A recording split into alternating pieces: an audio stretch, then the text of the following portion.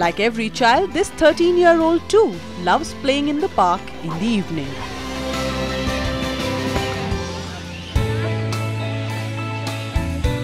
But unlike other children her age, she is not a 7th grade school student. मुझे बचपन से लगता था हाँ मुझे पढ़ना चाहिए, मुझे किताबें देख के उसमें इंटरेस्ट आता था और उसे पढ़ने का मन करता था, उसे हमको ही जानने का मन करता है उसके अंदर क्या है। Just into her teens, Sushma Verma is pursuing a master's degree in microbiology from Lucknow's B.R. Ambedkar Central University. Even you can divide the cross sections also. At just 7 years old, this child genius had completed her high school, earning a name in the Limca Book of Records for being the youngest student to do so. Teachers की पढ़ाई पे मैंने ध्यान दिया, पूरी confidence के बिना डर के मैंने एग्जामिनेशन में मैं बैठी और जब रिज़ल्ट आया तब मुझे बहुत खुशी हुई। मैं बचपन से ही बड़े बच्चों के साथ पढ़ी हूँ तो वैसे ही मुझे अब नॉर्मल लगने लगा है सब, और बहुत बड़े हैं इसका तो मुझे एक एडवांटेज मिलता है, वो मुझसे ज़्यादा बड़े हैं, वो उन्हें ज़्यादा एक्सपीरियंस है एंड आई थिंक वो ज़्यादा उनके पास ज्ञान भी है, नॉलेज भी है। सो मैं उनसे पूछती हूँ, कोई हिचकिचाहट नहीं रहती कि नहीं मैं नहीं पूछ सकती।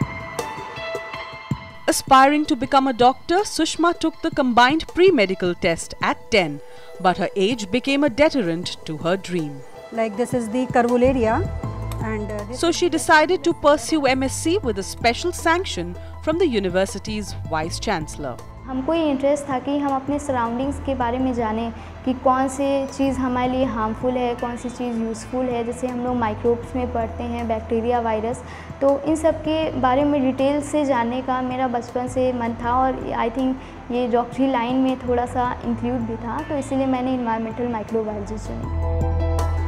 She talks less, but the facial appearance showed that she has something to give to the society in the years to come.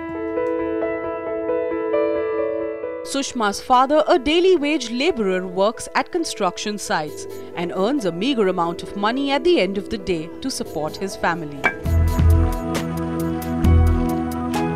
From commuting 10 kilometers on his bicycle every day to drop his daughter to the university, to selling a part of his land to fund Sushma's tuition fee, the family has beaten all odds to foresee a bright future for their daughter.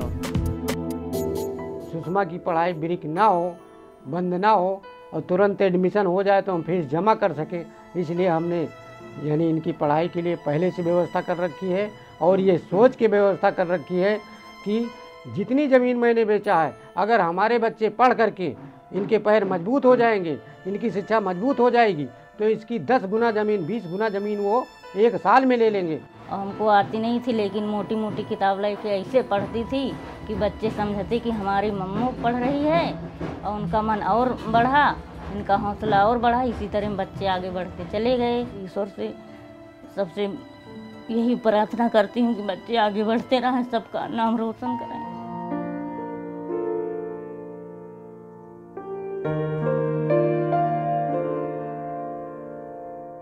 उन्होंने कभी ऐसा feel नहीं होने दिया कि आपको पढ़ाई छोड़नी चाहिए, आपको किसी चीज़ की कमी होनी चाहिए। और मुझे तो इवन पता भी नहीं था कि उन्होंने अपनी लैंड बेची है। अभी मुझे हाल ही में पता चला कि हाँ उन्होंने मेरी पढ़ाई के लिए अमाउंट फ़ीस जमा करने के लिए उन्होंने अपनी लैंड बेची, तो मुझे थोड़ा सा दुख हुआ। बट मैंने ये सोचा कि मुझे इस दुख को अपनी प्रेजेंट में नहीं भारी पड़ने देना है। This is Sushma's study corner in her modest one-room apartment, a tiny space giving flight to her big dreams. A place where she studies, plays with her younger sister and at times watches television with her family.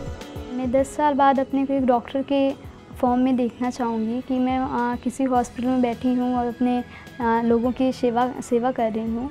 और specially मेरा बचपन से सपना था कि मैं गरीबों से पूरी फ़ीस माफ़ करके मैं उनका इलाज करूं, और जो अमीर लोग हैं उनके पास ऑलरेडी इतना पैसा है तो उनसे मैं थोड़े ज़्यादा पैसे लूं।